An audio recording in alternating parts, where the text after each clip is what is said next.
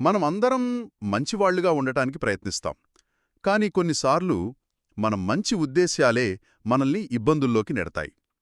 మనం సృష్టించే ఆనందానికి, బాధకు మధ్య ఉన్న తేడా మనసులో ఏముందనే దానిమీద కాకుండా మనం మన మెదడును ఎలా వాడుతున్నామనే దానిమీద ఆధారపడుంటుందేమో. సరే, ఈ ప్రశ్నకు సుమారు 2,500 ఏళ్ల క్రితం రాసిన ఒక బౌద్ధ గ్రంథం సమాధానమిస్తోంది. ఇవాల్టి మన చర్చకు స్వాగతం. మన దగ్గరున్న ఈ మూలాధారం బౌద్ధ గ్రంథాల్లో ఒకటైన అంగుత్తర నికాయ నుండి వచ్చింది. ఇందులో ఒక ఆసక్తికరమైన విషయం ఉంది.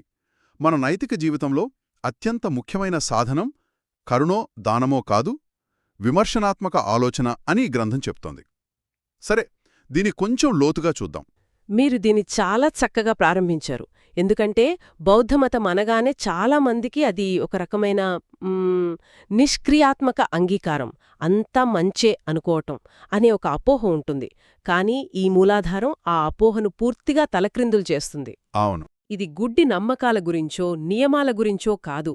ఇది చురుకైన పరిశోధించే వివేకవంతమైన మనస్సును ఎలా పెంపొందించుకోవాలని దాని గురించి. పరిశీలన మరియు విచారణ అనేవే ఇక్కడి కీలక పదాలన్నమాట. అయితే ముందుగా ఆందోళన కలిగించే విషయం గురించి మాట్లాడుకుందాం. ఈ గ్రంథం ప్రకారం మనల్ని మనం తెలియకుండానే బాధలోకి, లేదా ఇక్కడ వాడిన పదజాలంలో చెప్పాలంటే నరకంలోకి ఎలా నెట్టుకుంటాం.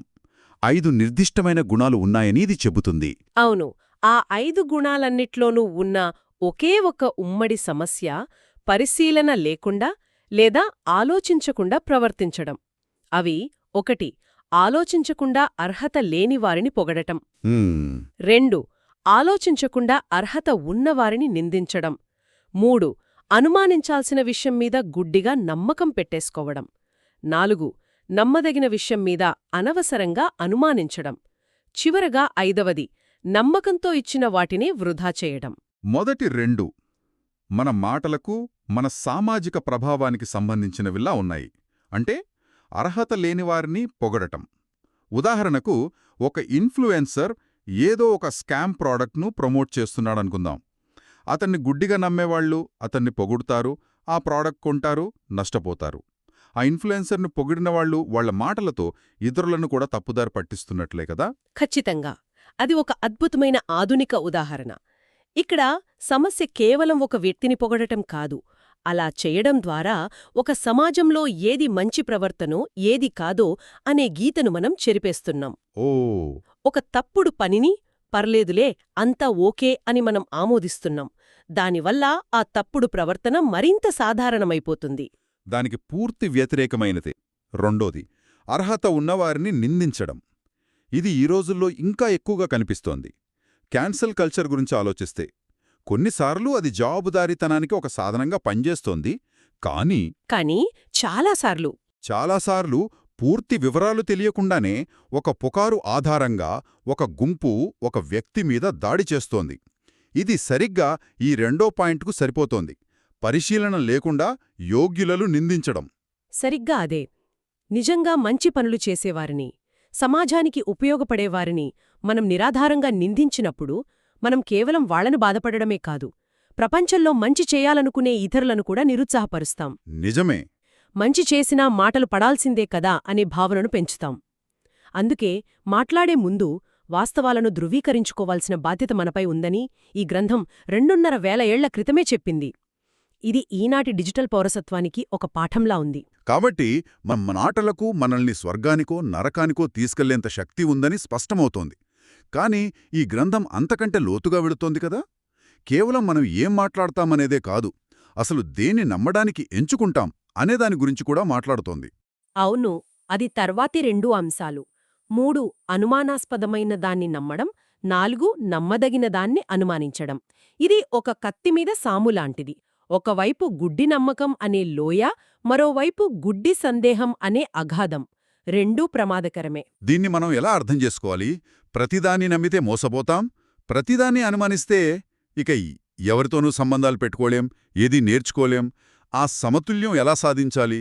ఇక్కడే ప్రసిద్ధ కాలమసుత్త గుర్తుకొస్తుంది. ఆ సుత్తంలో బుద్ధుడు ప్రజలకు ఒక రకమైన నిజాన్ని కనుక్కొనే కిట్ ఇచ్చినట్టుగా ఉంటుంది. ఆయనిలా అంటాడు, ఒక విషయం పరంపరగా వస్తోందని, లేదా పవిత్ర గ్రంథాల్లో ఉందని, లేదా తార్కికంగా ఉందని, లేదా చెప్పే వ్యక్తి గొప్పవాడని, గురువు అని గుడ్డిగా నమ్మకండి. వావ్! ఇది అప్పట్లో ఒక విప్లవాత్మకమైన ఆలోచన. అంటే దేన్నీ నమ్మవద్దనే ఆయన చెప్పడం లేదు? అదే అసలైన విషయం. దేన్ని నమ్మవద్దని ఆయన చెప్పడం లేదు. దాన్ని మీ స్వంత అనుభవంతో పరీక్షించుకోమని చెబుతున్నాడు.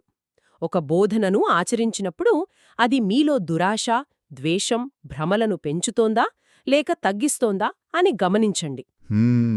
ఒకవేళ అది మీలో మంచి గుణాలను పెంచుతుంటే దాన్ని స్వీకరించండి, లేకపోతే వదిలేయండి అనంటాడు.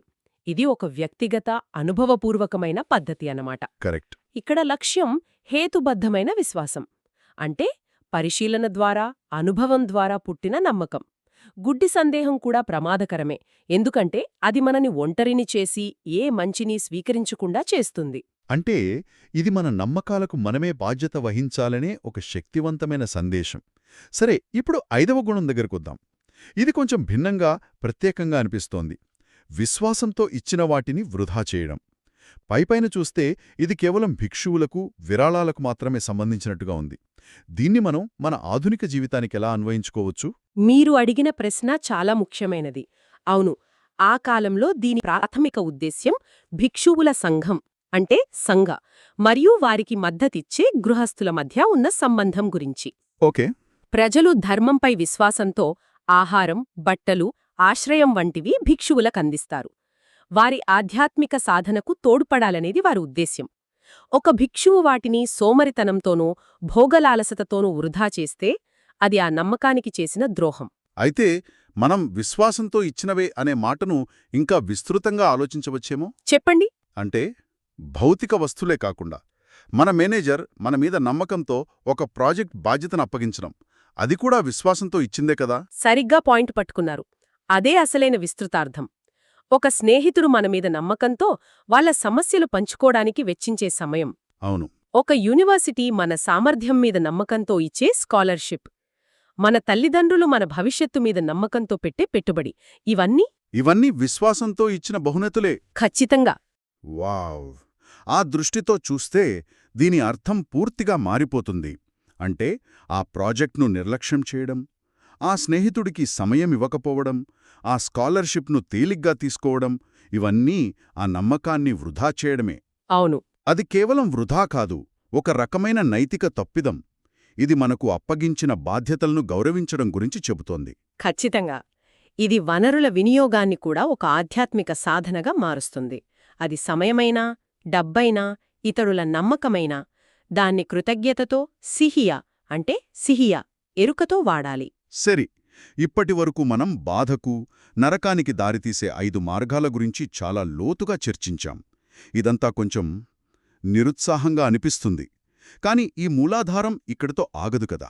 దీనికి మరోవైపు కూడా ఉంది. అవును. స్వర్గానికి లేదా ఆనందకరమైన స్థితులకు దారితీసే 5 గుణాల గురించి కూడా చెబుతుంది. అవును. ఇక్కడే పరిష్కారముంది. ఆనందానికి దారితీసే ఈ 5 గుణాలు మనం ఇంతకుముందు చర్చించిన వాటికి వ్యతిరేకమైనవి. కాని కేవలం వ్యతిరేకం అనడం కన్నా అవి మరింత చురుకైనవి, నైపుణ్యంతో కూడుకున్నవి. ప్రతిచోటా పరిశీలించి, విచారించిన తరువాత అనే పదం జోడించబడుతుంది. అదే అసలైన మ్యాజిక్. ఇక్కడే నాకు ప్రశ్నొస్తోంది. ఉదాహరణకు, బాధ కలిగించే జాబితాలో యోగ్యులను నిందించడం ఉంది. కాని ఆనందం కలిగించే జాబితాలో పరిశీలన తర్వాత నిందార్హులను నిందించడం ఒక సద్గుణంగా చెప్పబడింది. ఇది కొంచెం గందరగోళంగా లేదా? అంటే ఇతరులను విమర్శించడం, నిందించడం మంచి పనేనా? అది జడ్జ్మెంటల్ అవ్వడం కిందకు రాదా? ఇది అద్భుతమైన ప్రశ్న. ఎందుకంటే ఇక్కడే అసలైన సూక్ష్మభేదం ఉంది. ఇక్కడ నిందించడం అంటే ద్వేషంతో, ఆవేశంతో తిట్టడం కాదు. ఓకే. ఇక్కడ ఉద్దేశ్యం జాగ్రత్తగా పరిశీలించి, ఒకరి ప్రవర్తన హానికరం అని స్పష్టంగా తెలిసిన తర్వాత సమాజ శ్రేయస్సు కోసం ఆ నిజాన్ని బయటపెట్టడం. ఒక విజిల్ బ్లోయర్ గురించి ఆలోచించండి. ఒక కంపెనీలో జరుగుతున్న మోసాన్ని బయటపెట్టే వ్యక్తి కేవలం విమర్శించడం లేదు. నిజమే. అతను వాస్తవాలను సేకరించి, పరిశీలించి, జరగబోయే నష్టాన్ని ఆపడానికి ధైర్యంగా నిలబడుతున్నాడు. అది ఒక నైపుణ్యంతో కూడిన, కరుణతో కూడిన చర్య కూడా. అంటే కేవలం మంచిగా ఉండటం లేదా ఎవర్నీ నొప్పించకుండా ఉండటం ముఖ్యం కాదు. కాదు. నిజానిజాలు తెలుసుకుని దాని ప్రకారం బాధ్యతాయుతంగా స్పందించటం ముఖ్యం. అలాగే పరిశీలన తర్వాత యోగ్యులను ప్రశంసించడం కూడా ఒక ముఖ్యమైన చర్య. అది కేవలం పొగడ్త కాదు, సమాజంలో మంచి ప్రవర్తనను గుర్తించి ప్రోత్సహించడం. అవును, ఇది ఇతరులకు స్ఫూర్తినిస్తుంది. సరిగ్గా చెప్పారు. అది సమాజంలో ఒక సానుకూల వాతావరణాన్ని సృష్టిస్తుంది. ఇది విమర్శించే సంస్కృతి నుండి అభినందించే సంస్కృతి వైపు మార్పు.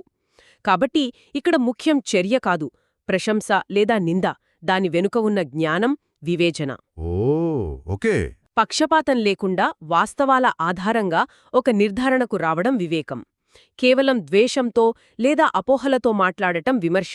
ఆ తేడాను గుర్తించడమే ఈ మొత్తం సుత్తం యొక్క సారాంశం. ఈ సుత్తంలో వాడిన ఒక పదం నన్ను చాలా ఆకట్టుకుంది. తీసుకువచ్చినట్లుగా నరకంలో, స్వర్గంలో ఉంచబడతారు. ఏదో భవిష్యత్తులో మరణం తర్వాత శిక్ష పడుతుంది అన్నట్లు కాకుండా ఆ చర్య చేసిన వెంటనే ఫలితం వచ్చేస్తున్నట్లుగా ఉంది. దీని అర్థమేమిటి? ఇది బౌద్ధ ధర్మంలోని కమ్మ అంటే కర్మ భావన గురించి ఒక కీలకమైన అంశాన్ని వివరిస్తోంది. చాలామంది కర్మ అంటే ఏదో దేవుడిచ్చే బహుమతి లేదా శిక్ష అనుకుంటారు. కాని అదొక సహజమైన కార్యకారణ నియమం. ఒక భౌతిక నియమం లాంటిదా? అవును, సరిగ్గా.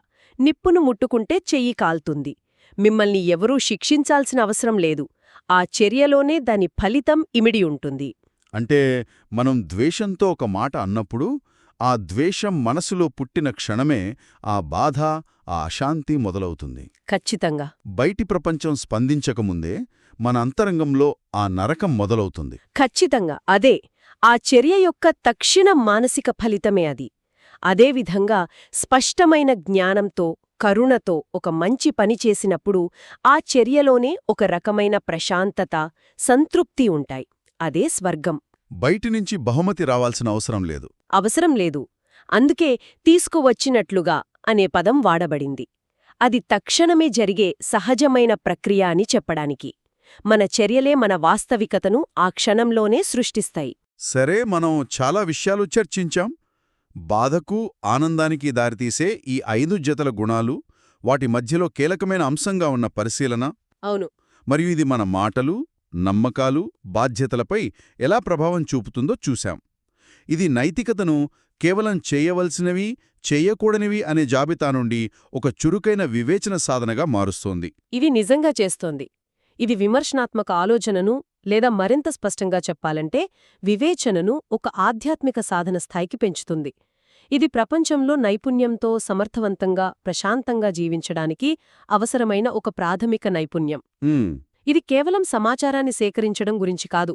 వాస్తవాలను తనిఖీ చేయడం, మన స్వంత పక్షపాతాలను ప్రశ్నించుకోవడం, మరియు మన చర్యల యొక్క సంభావ్య పరిణామాలను పరిగణనలోకి తీసుకోవడం గురించి. మన శ్రోతలకు ఆలోచించడానికి ఒక అంశాన్ని వదిలివేస్తున్నాం.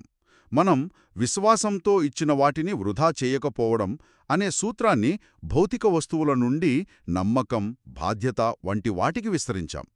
ఇప్పుడు దాన్ని మరో అడుగు ముందుకు తీసుకెళ్దాం. మనమీద మనకుండే నమ్మకం సంగతి ఏంటి? మంచి ప్రశ్న. మనం మరింత దయగలవారిగా, వివేకవంతులుగా మారగలమనే మన సామర్థ్యం మీద మనకుండే నమ్మకం. అది కూడా విశ్వాసంతో మనకు మనమే ఇచ్చుకున్న బహుమతే కదా.